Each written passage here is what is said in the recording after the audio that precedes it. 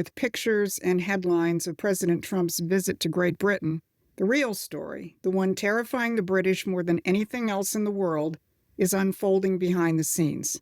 And it has everything to do with U.S.-Russian relations. And it's a major driver of the unprecedented level of desperation we're witnessing from London's imperial apparatus, a desperation which manifested itself most dramatically in the assassination of Charlie Kirk last week. This assassination was not just a function of left-wing propaganda advocating violence.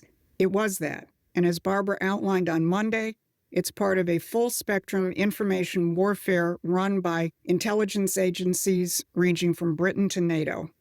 But what it shows is the desperation of the British imperial system that sees its centuries-old domination crumbling before Trump's new strategic alignment with Russia. But what the empire doesn't understand is that this terror campaign will only expose more and more of their apparatus and the underlying ideology and philosophy which drives it. I'm Susan Kokinda, and I've been fighting not only the economic and strategic policies of this British imperial system for decades, but let's look at the real state of Britain, which Trump knows all too well. Britain remains a major force in keeping the Ukraine war going. So just this week, Boris Johnson called for NATO troops on the ground in Ukraine. Meanwhile, the British government is abolishing free speech at home. People are being arrested for social media posts. But look at the response. Millions of people on the streets of London last Saturday protesting this decrepit regime. And let's not forget, the British economy is collapsing, along with much of the rest of Europe, under the weight of their own insane ideologies. So while he's having dinner with the king, don't forget that Donald Trump knows all of this. And you're going to see plenty of pictures of carriages and castles. But here's what the media is desperately trying to block out: Trump's quiet, deepening dialogue with Russia. Listen to J.D. Vance last week talking about economic cooperation with Russia at a very unprecedented level. Sources have told me that Russian President Vladimir Putin has suggested that sanctions relief could result in Russia moving more of their energy commodities in the U.S. dollar, functionally giving Russia and the United States a lot of control over U.S. energy markets. That could lower energy costs for Americans. Do you see economic cooperation with Russia as one of the things that could bring an end to some of the hostilities that we want to see concluded? Yeah, Matt, absolutely. And it's one of the carrots that we've thrown out there. And the president's been very open with both the Europeans and the Russians that he doesn't see any reason why we should economically isolate Russia except for the continuation of the conflict. He wants the killing to stop. And then on the other side of peace, he's very open to a whole host of economic arrangements that are beneficial to the United States of America. I mean, let's be honest, whether you like or dislike Russia, whether you agree or disagree with their underlying arguments for the conflict, the simple fact is they've got a lot of oil, they've got a lot of gas, they've got a lot of mineral wealth. And I think the president is absolutely right that once we get this peace settled, we could have a very productive economic relationship with both Russia and Ukraine in the future. Now, the establishment went absolutely hysterical about this. Of course, Trump called Europe's bluff on sanctions last week. He deflected all the pressure on him to sanction Russia by demanding that the Europeans stop buying oil and natural gas from Russia. He exposed their hypocrisy in keeping the war going while maintaining their own economic ties with Russia. And in the meantime, the Trump administration is continuing to shift its relationship to Russia and Russia's close allies. Trump is also moving to reopen diplomatic ties with Belarus, which is one of Russia's closest allies. And again, you're going to get hysterical reaction from the Europeans because they don't want peace. They want war. They see what we see. Two sovereign nations which the British have spent many, many decades in trying to keep apart and are now moving into closer alignment. Add to that the fact that Trump is close to negotiating a trade deal with China, and Trump just sent very warm birthday greetings to India's Modi, and you get an idea of just how desperate the British Empire is, because they have started pretty much every major war in the past 30 years to prevent these kinds of alliances between great nations who are acting on their own sovereign interests. So don't get caught up in the media extravaganza about Trump's visit to Britain.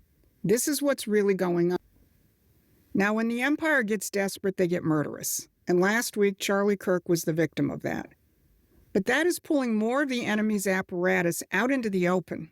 And the Trump administration has declared war on it, taking particular aim at groups like the Ford Foundation, George Soros' Open Society Foundation, and the whole constellation of subversive NGOs. In particular, there's a growing emphasis on the role of violent transgender groups and where they come from. One group which is being looked at is the Armed Queers of Salt Lake. Well, where they come from is not a big secret. Journalist Mike Benz added a new element in an interview today where he laid out how the USAID had been funding transgender movements for their use in color revolutions around the world. Benz said, "You have this transgender global affinity network that the State Department, USAID, and intelligence agencies have been working with, especially since the end of the Cold War." Well, USAID has been shut down, but we still have the role of the foundations to deal with. And J.D. Vance, who broadcast the Charlie Kirk show from his office on Monday, made clear the gloves are off. When he talked about a Nation magazine piece which justified Charlie Kirk's assassination, Vance took dead aim the Ford Foundation and Soros' Open Society. There is no unity with the people who celebrate Charlie Kirk's assassination. And there is no unity with the people who fund these articles, who pay the salaries of these terrorist sympathizers, who argue that Charlie Kirk, a loving husband and father, deserved a shot to the neck because he spoke words with which they disagree. Did you know that the George Soros Open Society Foundation and the Ford Foundation, the groups who funded that disgusting article justifying Charlie's death, do you know they benefit from generous tax treatment? They are literally subsidized by you and me, the American taxpayer. So let me focus on George Soros and the Soros Foundation for a moment. Many are familiar with his political and economic activity. I mean, he's the poster boy for globalization, one world government, green fascism, the whole apparatus. But I want to focus on the philosophy, because that's where the real battle is being fought out. Soros was basically trained by Sir Karl Popper, an Austrian who moved to Great Britain. Soros's Open Society concept came from the title of one of Popper's books. Popper mentored influentials on both sides, Soros on the one hand, various Austrian school economists on the other, in a typical British gang-counter-gang operation. But I want to focus on one particular aspect of Popper's philosophy.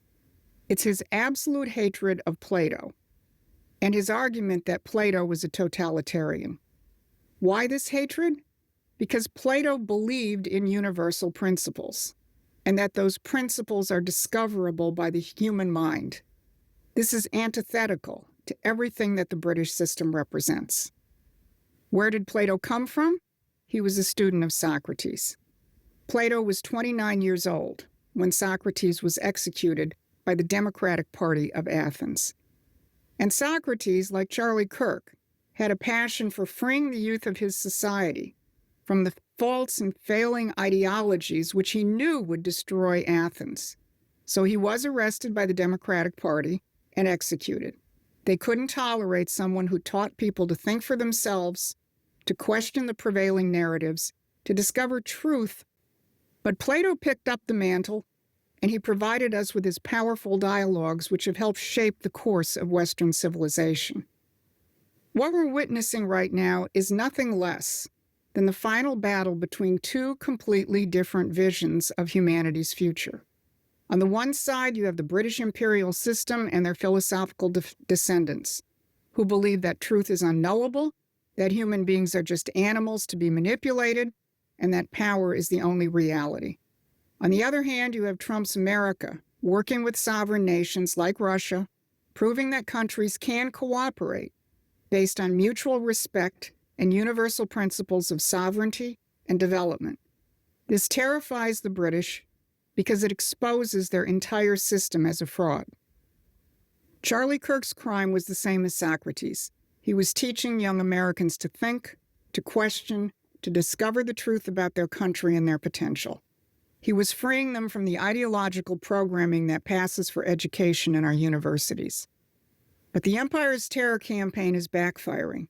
Every desperate move they make, from funding violent groups to maintaining the Ukraine war, only exposes more of their networks and drives Trump closer to the alliance of sovereign nations they've spent centuries trying to prevent.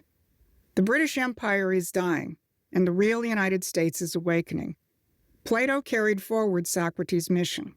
We all have a mission to carry forward, and Promethean action is playing its role.